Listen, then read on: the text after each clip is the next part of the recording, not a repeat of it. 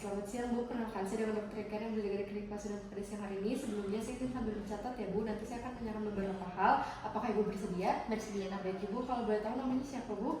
Safa, Baik, untuk usianya berapa Bu? 25 tahun, Baik Ibu, sekarang tinggalnya di mana Bu? di Jalan Sumatera, Baik Ibu, untuk pertama kali menstruasinya itu kapan ya Bu? di umur 13 tahun. Baik Bu, untuk terakhir menikahnya itu tadi kapan ya Bu?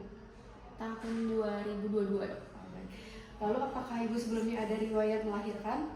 Tidak ada. Baik Ibu. Ibu udah punya anak sebelumnya Bu? Ini anak pertama. Anak pertama ya. Baik Ibu, untuk siklus menstruasinya ini biasanya berapa lama Bu? Untuk 28. 28 hari ya Bu. Terus untuk sekali menstruasi itu berapa hari Bu? 5 hari. 5 hari ya. Terus untuk banyaknya itu banyak banget, sehari itu berapa kali ganti pembalut? Biasanya yang banyak banget tuh hari pertama sama kedua paling dok. Itu sampai 3 kali ganti pembalut. Baik Ibu, untuk kalau boleh tahu untuk hari pertama, hari terakhir haid itu tanggal berapa? 5 Oktober. Baik Ibu, 5 Oktober ya Bu. Baik Ibu, nanti saya akan merumuskan, saya akan menghitung terlebih dahulu HPHT-nya dan perkiraan lahirnya. Di sini saya sudah menghitung untuk perkiraan lahirnya ini untuk usia sekarangnya ini itu sekitar 30 sampai 31 minggu ya Bu usia kehamilannya. Lalu sebelumnya Ibu apakah ada riwayat sesar? Belum ada ya? Belum. Karena ini anak pertama ya Bu. Apakah ada riwayat keguguran sebelumnya Bu? Belum ada dok. Baik Ibu. Lalu apakah Ibu ada penyakit seperti jantung, asma, diabetes? Tidak ada dok. Baik, hipertensi juga tidak ada ya Bu. Lalu apakah Ibu memiliki riwayat keluarga seperti penyakit menular, HIV atau TBC? Tidak ada. Baik Ibu, untuk gerakan janinnya ini apakah sudah terasa Bu? Sudah dok, sudah terasa. Baik Ibu, apakah ada mengalami kontraksi palsu? Belum ada sih dok. Belum ada ya. Apakah Ibu sering buang air kecil Bu? Iya dok. Baik Ibu, apakah pada kaki Ibu ada bengkak nggak Bu? Bengkak tapi nggak terlalu bengkak sih dok. Baik Ibu, lalu tadi buang air kecilnya sering ya Bu ya. Baik Ibu, apakah Ibu ada masalah dengan kayak ada perdarahan antepartum sama ketuban pecah dini? Enggak ada sih. Baik Ibu, di sini saya sudah menanyakan beberapa hal. Nanti saya akan melakukan pemeriksaan pada perut Ibu ya Bu, pada janinnya. Apakah Ibu bersedia Bu? Silahkan kita aja pemeriksaan ya Bu. Terima kasih. Baik Ibu, tadi saya sudah menganamnesis ya Bu, menanyakan beberapa hal. Sekarang saya izin untuk memeriksa pada bagian perut Ibu. Apakah Ibu bersedia? Baik ya Bu, bersedia. Di sini kita minta pasien dulu untuk buang air kecil terlebih dahulu. Ibu sudah buang air kecil ya Bu? Sudah. Baik Ibu, di sini saya akan mempersiapkan alat terlebih dahulu. Di sini ada ada termometer, terus ada stetoskop, monaural, terus ada stopwatch dan juga ada pita ukur dan juga ada tensian. Lalu di sini saya akan mencuci tangan sesuai WHO. Lalu di sini minta pasien untuk berbaring. Silakan Ibu berbaring ke meja pemeriksaan. Selanjutnya kita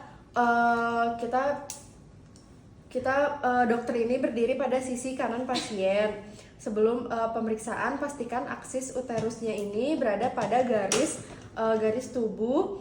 Lalu setelah itu jika diperlukan dapat dilakukan reposisi uterus dan janin agar berada di garis tengah tubuh. Setelah itu kita palpasi fundus uterinya dengan sisi radial dengan jari telunjuk. Setelah itu kita raba fundus uteri, kita letakkan ujung pita ukur pada bagian tengah fundus uteri. Terus setelah itu kita rentangkan pita ukur sampai mencapai batas tulang kemaluan dan juga dilakukan sebaliknya dengan sebaliknya yaitu dengan ujung pita ukur pada superior symphysis pubis. Setelah itu kita lihat angkanya berapa. Setelah itu kita pemeriksaan ini dilakukan minimal 2 kali, lalu kita ambil rata-ratanya. Setelah itu kita lakukan pemeriksaan Leopold. Untuk Leopold 1 ini kita letakkan ujung jari pada fundus dan kita palpasi bagian janin yang berada dalam fundus uteri. Setelah itu Setelah itu kita eksplorisasi bagian fundus dengan jari pemeriksa dan identifikasi bagian janin yang berada dalam fundus uteri. Jika bokong ini dia akan teraba besar dan lunak. Jika kepala ini dia akan terasa seperti bulat dan juga keras. Setelah itu Leopold kedua, kita letakkan telapak tangan pemeriksa dipindahkan ke dua sisi lateral. Lalu kita lakukan palpasi untuk menentukan bagian janin yang berada pada masing-masing sisi uterus. Jika di punggung ini dia akan teraba keras dan resisten, untuk ekstremitas ini dia akan teraba kecil dan juga irregular dan juga mudah digerakkan. Lalu untuk Leopold 3 ini kita palpasi perut abdomen tepat di atas simfisis pubis dengan satu tangan. Setelah itu kita dengan cara menggenggam bagian bawah janin untuk identifikasi bagian janin.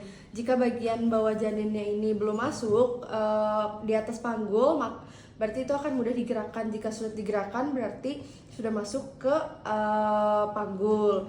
Kalau kepala itu dia terabanya massa bulat dan keras. Kalau misalkan bokong itu dia massa bulat, lembut dan asimetris. Selanjutnya Leopold yang keempat, ini kita lakukan kedua telapak tangan pada bagian bawah uterus.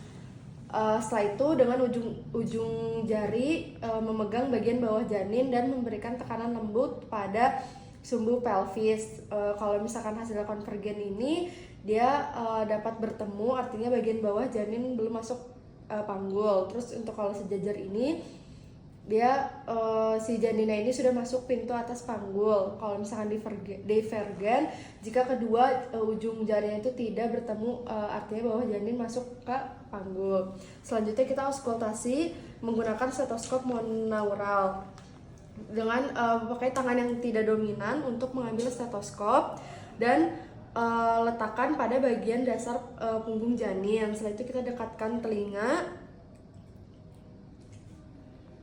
Kita dekatkan telinga ke stetoskopnya, terus setelah itu kita dengarkan sambil kita memegang dari si tangan dari nadi si ibunya. Setelah itu kita dengarkan, kita hitung frekuensi DJJ-nya setiap 5 detik. Setelah itu kita lakukan sebanyak 3 kali, masing-masing 5 kali. Setelah itu jika sudah kita jumlahkan frekuensi, setelah itu kita kita rata-ratakan. Terus kita letakkan kembali alat-alat yang sudah dipakai. Terus baik ibu, untuk pemeriksaan ini sudah selesai. Nanti saya akan membuatkan kesimpulan di rekam medisnya. Untuk di rekam medisnya ini dia G1P0A0 untuk usia kehamilannya 30-31 minggu. Kehamilan ini tunggal dan letak janinnya itu dia kepalanya melintang dan tidak ada riwayat operasi sebelumnya. Lalu nanti ibu mungkin harus kontrol lagi untuk selanjutnya ya bu. Apakah ada yang ingin ditanyakan bu? Baik, alhamdulillah ya bu, pemeriksaannya sudah selesai. Terima kasih bu.